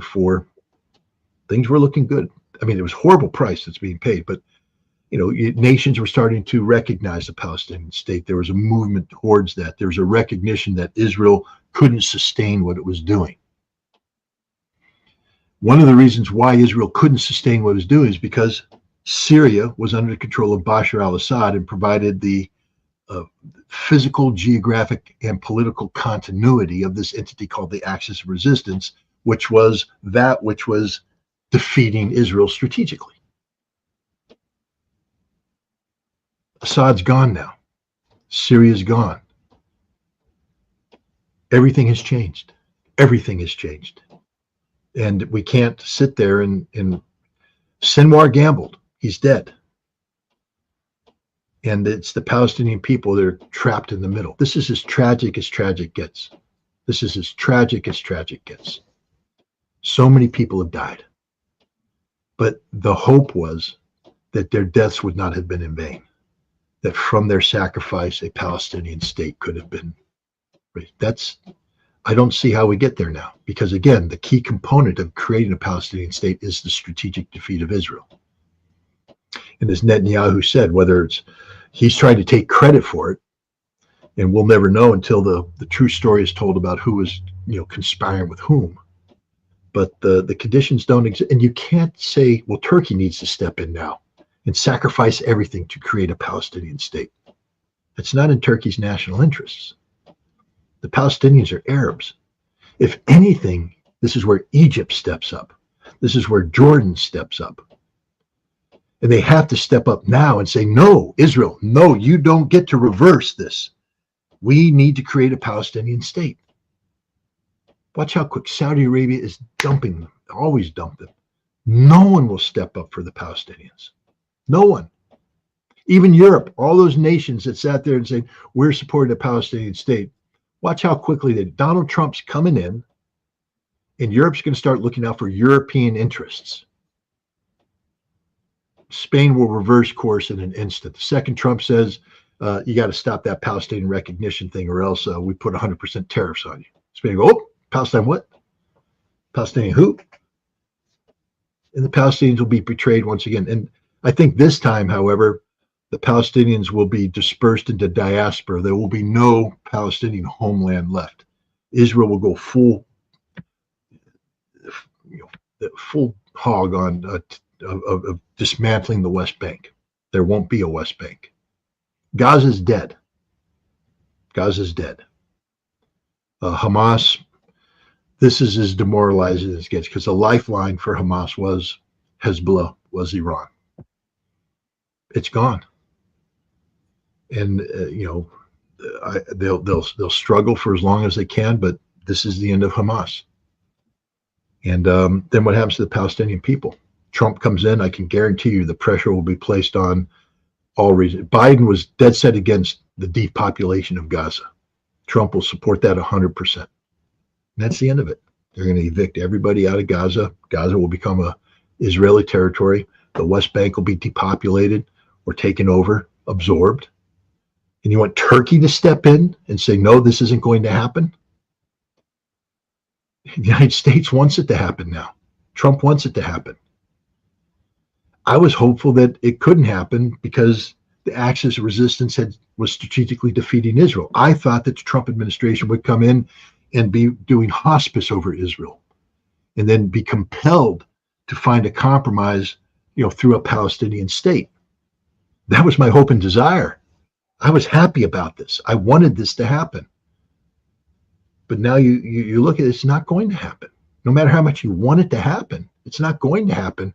And seeking desperate solutions, like saying Turkey must intervene on behalf of the Palestinian people. Why is it Turkey's problem?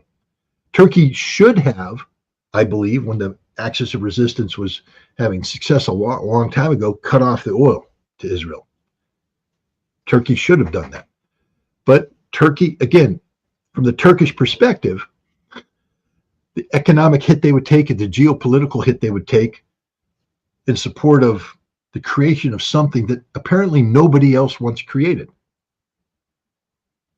I mean, God, I'd hate to be a Palestinian today. Imagine how alone they feel, abandoned by everybody. Everybody has abandoned them. There's no one out there speaking out on behalf of Palestine today. Not one nation state. Spain has recognized Palestine. Put the Spanish Navy at sea with Marines to come in and occupy Palestine, occupy Gaza, and guarantee the existence of Palestine. They aren't going to do it. No one is. Hezbollah died for them, fought for them. The Iranians fought for them. But they've been defeated because a key aspect of the axis of resistance was Bashar al-Assad's Syria. And it's gone. So, there we are. We can throw darts where we want to, but you can't undo that. And I've always said that one of the problems, when people talk about the expansion of the conflict, I always said, no, you have to keep this conflict focused on Gaza. Because as long as the conflict is focused on Gaza, then the solution comes in the creation of a Palestinian state. This collapse of Syria is going to put the focus on so many different things. The creation of a Palestinian state is going to go to the back burner, and they've been taken off the kitchen, put in the refrigerator, moved to the freezer, and then eventually thrown in the garbage. It's sort of like you do with turkey leftovers after Thanksgiving. That's what's going to happen here. It's no longer the issue. It's not the issue. It's not the pressing issue. Stability in the Middle East no longer hinges on the creation of a Palestinian state. Stability in the Middle East now hinges on what the hell is happening in Syria and preventing that cancer from spreading. As I said, these jihadists that took over, that raised the black flag over Damascus, are the guys that came from Baghdad. And you're going to see movement in that direction. That's going to become, and no one's going to be talking about Palestine. Lebanon, how do you deal with Hezbollah?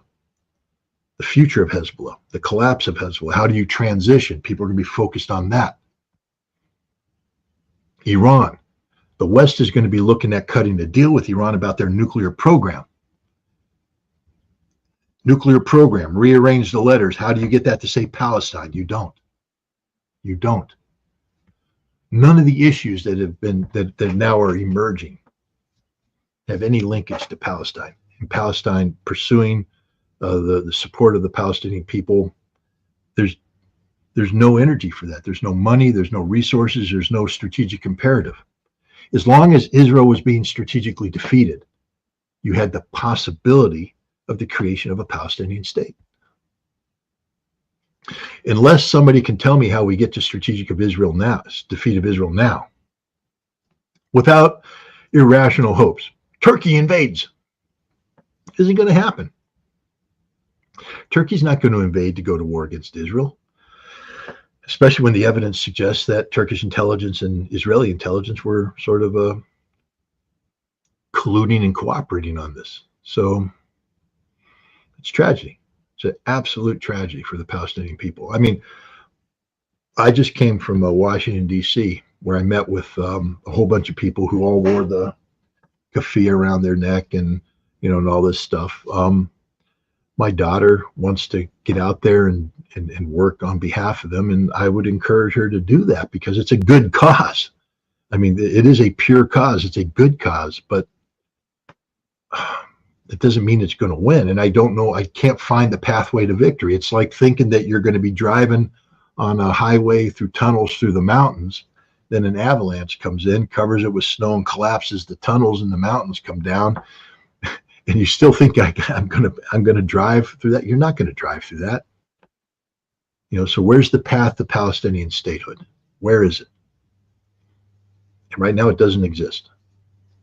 It doesn't exist at all. The world is going to be exhausted by these new problems.